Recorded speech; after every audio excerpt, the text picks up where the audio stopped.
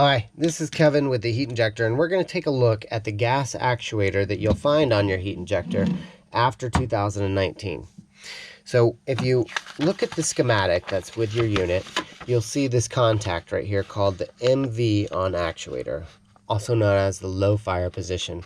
You'll see it's a normally open contact. On this particular unit, you'll find it on terminals 15 and 16 in the terminal block. But for this actuator, if that is showing open while you think it should be showing closed, I want to show you how to adjust that.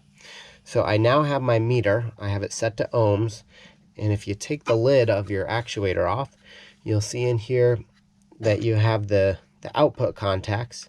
We're going to be grabbing the normally open, let me put it right in the light, normally open, which is terminals 2 and 4 on the wiring strip. So right here, I have my leads in 2 and 4. I'm monitoring whether the state is open or closed on this contact. Real quick, looking at these three knobs, the lowest knob and the upper knob, those are the governors for the flame length or the flame open capacity. The red knob we have set to 0, which I have to reference this lowest scale right here. This one does not adjust and is actually representing the angle at which the actuator is in the gas line. So the red is set to 0, not something we adjust. The upper knob is set to 90 max, so that's not something we adjust either.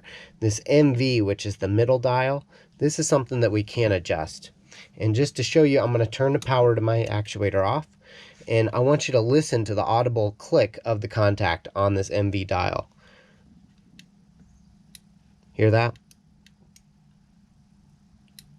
You can actually see it on the analog meter. So what I'm looking at here, this middle dial, I have set right now to about 3 degrees, 4 degrees on low fire. Something around 5 degrees is totally acceptable. Basically, it's confirming that the actuator has returned back to home before it retries for ignition. So this is not something, if you set it out here at 30% open, it would let it restart at 30% open, which is kind of a larger flame. So we're going to pull it back here at about 5 degrees. Let's see, right there.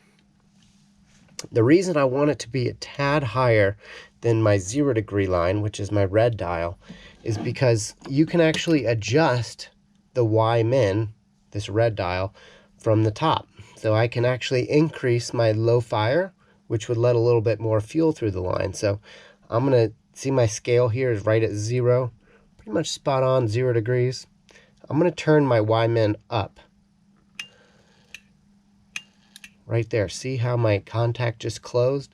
So if in the future I wanted to make the change to increase my low fire, my Y min is a little too low that it would not stay closed while I made my adjustment. So I'm going to increase my Y min a tad more. Right there. Right. That's the little thing. There you go.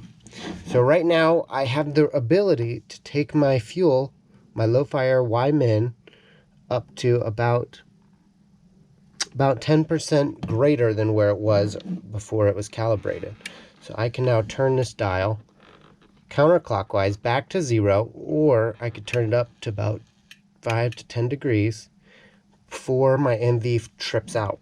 So this low fire position switch has to physically be tripped to confirm that the gas is at low fire before the heat injector can continue the burning sequence and ignite the transformer.